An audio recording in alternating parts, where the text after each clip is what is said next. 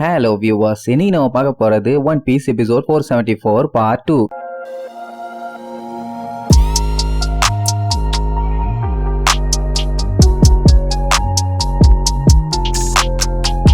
Open பண்ணா போன பாட்டுல நம்ம லூஃபி அட்டாக் பண்ணி அவன் தெரிச்சடிச்சு தண்ணிக்குள்ள போய் விழுந்தான்ல. அப்படி அவன் தண்ணிக்குள்ள விழுந்ததை பார்த்துட்டு ஏசால தாங்க முடியாம லூஃபின்னு தொண்டை கிளிய கத்திட்டு இருப்பான். அண்ட் அது மட்டும் இல்லாம அவன் கண்ணு முன்னாடி கண்ணா பின்னான்னு பிளாஸ்ட் ஆகிட்டு இருக்குது. ஒரு சைடு லூஃபி அசைய முடியாம அப்படியே தண்ணிக்குள்ள முங்கி போயிட்டு இருக்கான். இன்னொரு சைடு பயங்கரமா பிளாஸ்ட் ஆனதுனால பைரட்ஸுங்கெல்லாம் அடிபட்டு கண்ணா பின்னான்னு சதறி போய் கிடப்பாங்க. கப்பல்லாம் முங்கி போச்சு, கொடியெல்லாம் எரிஞ்சு போச்சு. நேவி ஆளுங்க இன்னும் ஃப்ரெஷ்ஷா ஆப்பிள் பழம் மாதிரி உள்ளதான் இருக்கானுங்க. அவனு என்ன பண்ணுவானுங்க, மிச்ச மீதி இருக்க எல்லாத்தையுமே காலி பண்ணுன்னு சொல்லிட்டு ஒரு படுத்து கிடக்கிற இடத்துல ஒரு கேப் இருக்குல்ல, அந்த வழியா போய் இந்த வழியா யாரும் உள்ள வந்துடக்கூடாதுன்னு சொல்லிட்டு வேகமா அட்டாக் பண்ண போவானுங்க. ஏசுக்கு இப்ப என்ன பண்றதுனே தெரியல. ஏன்னா இவ்வளவு நேரமா அவங்க பட்ட பாடம் எல்லாத்தையுமே யோசிச்சு பார்த்துட்டு எல்லாமே வேஸ்டா போச்சேன்னு நினைக்கும் போது அவனுக்கு ரொம்பவுமே கவலையா இருக்கும். அப்பதான் சென்கோகோ இப்ப ஏசு எக்ஸிக்யூட் பண்ணுங்கன்னு சொல்லுவான். அவ்வளவுதான் சொல்லி முடிஞ்சுன்னு முடிவே ஆயிருச்சு. ஏன்னா இங்க லூஃபி கிட்ட எல்லாம் எந்த ஒரு அசையுமே இல்ல. அந்த டைம் தான் திடீர்னு ஒரு அதிர்வு அங்க ஏற்படும். எல்லாருமே அப்படியே மிரண்டு போவாங்க. என்னாச்சு, யார் இந்த அதிர்வை ஏற்படுத்துறான்னு. ஒருவேளை ஒயிட் பியர்டா இருக்குமோன்னு பார்த்தா ஏசு கொஞ்சம் இங்க பாருன்னு ஒரு சவுண்ட். யாரான்னு பார்த்தா அங்கதான் ஒரு பெரிய ட்விஸ்டே. அது வேற யாரும் இல்ல, அந்த ஓரு இன்னுமே பய சாகல. அப்படியே பொறுமையா எந்திரிப்பானா. அப்படி அவன் எந்திரிக்கிறத பார்த்த லூஃபி ஷாக் ஆவான். அவனுக்கு மூச்சு அடைச்சுக்கும். நல்ல வேலை அந்த டைம் யாரோ வந்து அவனை காப்பாத்திடுவாங்க. இங்க ஓரு செத்துட்டான்னு எல்லாம் நினைச்சிட்டு இருந்தாங்க. ஆனா அவன் சாகல, அன்கான்சியஸ்ல தான் இருந்திருக்கான். அப்படி எந்திரிச்சவன் ஏசு ஏசு ஏசு உன்னை காப்பாத்தாம நான் விடவே மாட்டேன்பா. அப்படி ஓரு சாகலன்னு தெரிஞ்சவனதான் அங்க இருக்க அத்தனை பேத்துக்குமே நம்பிக்கை பிறக்கும். மனுஷன் இவ்வளவு தூரம் கஷ்டப்பட்டு அடி வாங்கி மிதி வாங்கி கடி வாங்கினாலும் இன்னுமே கன்னு மாதிரி ஏச காப்பாத்துறதுக்காக வெறித்தனமா எந்திரிச்சு வந்திருக்கான். யமனுக்கே டேக்கா கொடுத்து மறுபடியும் உயிரோட வந்திருக்கான்னா இவன் என்ன சாதாரண ஓரா அப்படி எப்படின்னு எல்லாம் அவனை பெருமையா பேசிட்டு இருக்கும் போது ஸ்காடுமே அப்படியே அசந்து போய் தான் பாத்துட்டு இருப்பான். அந்த டைம் அவனோட ஆளுங்க கேப்டன் அடுத்து என்ன பண்ணலாம் சொல்லுங்க கேப்டன். அவன் கத்தி எடுத்து நீட்டிட்டு அவனுக்கு சப்போர்ட்டா பின்னாடி வந்து நிப்பானுங்க. அவனுக்கே ரொம்ப கஷ்டமாயிருச்சு. நம்ம டீம் ஆளுக்கு நம்ம மேல இவ்வளவு நம்பிக்கை இருந்திருக்கு, ஆனா நம்ம இவ்வளவு கேவலமா நடந்திருக்கமேன்னு வாங்க ஒரு கை பாத்துரலான்னு அந்த கத்தி அப்படியே கெத்தா வாங்குவான். அதே நேரம் இங்க லூஃபியை காப்பாத்தினது வேற யாரும் இல்ல, நம்ம ஜிம்பை தான். இதோட ஒரு 400 டைம் ஆச்சு காப்பாத்தி இருக்க மாட்டான். நல்ல வேலை லூஃபிக்கும் ஒன்னும் ஆகல. ஏன்னா பையன் ரொம்ப ஆழத்துக்கு போயிட்டான். அந்த டைம் அந்த சென்கோகு எல்லாருமே வெறியாகி கிளம்பிட்டானுங்க. இனிமேட்டு விட்டா நமக்கு தான் டன் டன் டனக்கனக்கா, அதனால விடாதீங்கடான்னு சொல்லி அம்பட்டு வெத்தி சுடுறக்காண்டி தயாரா இருக்க சொல்லுவான். உடனே எல்லாம் ஃபர்ஸ்ட் அந்த ஓர ரவுண்டு கட்டுவானுங்க. சுட்டுங்கட்டான்னு சொன்ன உடனே சும்மா டம டம டம டம டம டமன்னு தீபாவளிக்கு பட்டாசு வெடிக்கிற மாதிரி வெடிச்சு தள்ளுவானுங்க. ஏதோ ஒரு கடைசியா கொஞ்சம் ஒட்டிட்டு இருந்த உயிரோட எந்திரிச்சிட்டான். கடைசி வரைக்கும் அவன் ஏசு ஏசுன்னு அந்த முற்சந்தில கத்திட்டு கிடப்பான். அப்படியே விட்டீங்கன்னா அவனே செத்துருவான். அதை விட்டுட்டு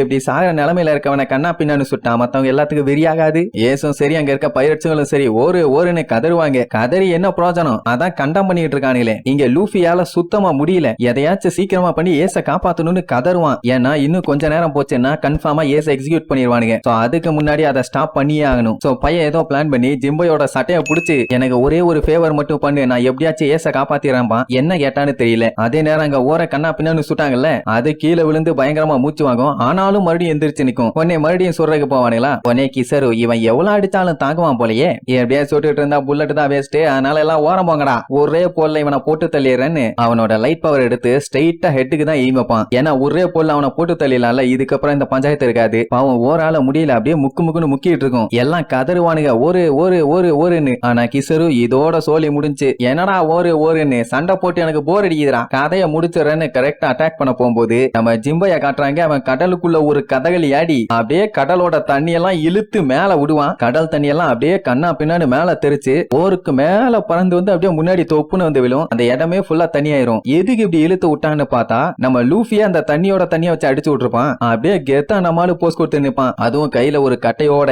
ஏச பார்த்துட்டு டே லூஃபின்னு கத்திட்டு இருப்பான். என்னன்னா இப்ப ஆல்மோஸ்ட் பையன் பக்கத்துல வந்துட்டான். ஆனா இவனுக்கு முன்னாடி ரொம்ப டேஞ்சரான நாட்டி நரம்பெல்லாம் கொலவரி புடிச்சு திரியிற அட்மிரல்ஸுங்க நின்னுட்டு இருக்கானுங்க. அவனுகிட்ட என்ன போஸ்ட் கொடுத்தாலும் வேலைக்கு ஆகாதுன்னு நமக்கும் தெரியும், லூஃபிக்கும் தெரியும். ஆனா நம்ம பையன் அவ்வளவு சீக்கிரத்துல கிவ் அப் பண்ற ஆளா, எவனா இருந்தாலும் இறங்கி செய்வான்டாங்கிற மாதிரி போஸ்ட் கொடுத்து நிப்பான். அட பையன் அந்த டைம் ஃபுல் எனர்ஜில இருந்தானா கூட ஏதாச்சும் பண்ணுவான். இப்ப ரொம்ப முடியாத நிலைமையில லிமிட்டை தாண்டி தான் வந்து நின்னுட்டு இருக்கான். இவன் தான் டிராகனோட பையனா, பரவாயில்லையே இவ்வளவு தூரம் வந்துட்டானேன்னு அசந்துருவாங்க. ஏன் கார்பே ஒரு செகண்ட் ஆடி போயிருவாரு. ஏன்னா பேர பையன் இவ்வளவு தூரம் வந்துட்டான். ஆனா இதுக்கப்புறம் தானே பெரிய பிரச்சனையே இருக்குது. இங்க இருக்க அதிகாரிகள் அவனை உயிரோட விடுவானுங்களா, குத்தி கொன்னு தூக்கி வீசிட மாட்டானுங்க. வேற டேஞ்சர் டேஞ்சரஸ் ப்ளோஸ். இங்க இருக்க பைரட்ஸ்ங்க எல்லாம் அசந்துருவானுங்க. ஏன்னா அவன் அண்ணனை காப்பாத்துறதுக்காக அந்த வாளையே தாண்டி போயிருக்கான் லூஃபி. ஒயிட் பியர்டே பார்த்துட்டு அசந்துருவாரு. பரவாயில்ல பையன் வேற லெவல்ல மாஸ் காட்டிட்டான்னு. உடனே இவங்க 3 பேரும் பரவாயில்ல இவ்வளவு தூரம் வந்துட்ட, ஆனா இதே வேகத்தோட உன்னால உங்க அண்ணன் கிட்ட போக முடியாது. நல்லா யோசிச்சு பாரு, எங்களை எல்லாம் தோக்கடிக்க முடியுமாங்கிற மாதிரி ஓவரா பில்டப் பண்ணுவானுங்க. லூஃபிக்கு இவங்க 3 பேரை பத்தி எல்லாம் கவலையே இல்ல போல. ஏன்னா அவன் கண்ணு நேரா அவங்க அண்ணன் கிட்ட தான் போகும். அவங்க அண்ணனுக்கு நல்லாவே தெரியும் இவன் பிறந்ததுல இருந்தே கிறுக்கன் இல்ல, போன ஜென்மத்துல இருந்தே கிறுக்கன் தான். அதனால என்ன வேணாலும் பண்ணுவான்னு யோசிச்சுட்டு இருக்கும் போதே நான் ஏசை எப்படியாச்சும் காப்பாத்த வேண்டான்னு சொல்லி அவன் கையில இருக்க கட்டையை தூக்கிட்டு அவங்க 3 பேத்து மேலே வீசுவான். ஒயிட் பியர் எல்லாம் பார்த்துட்டு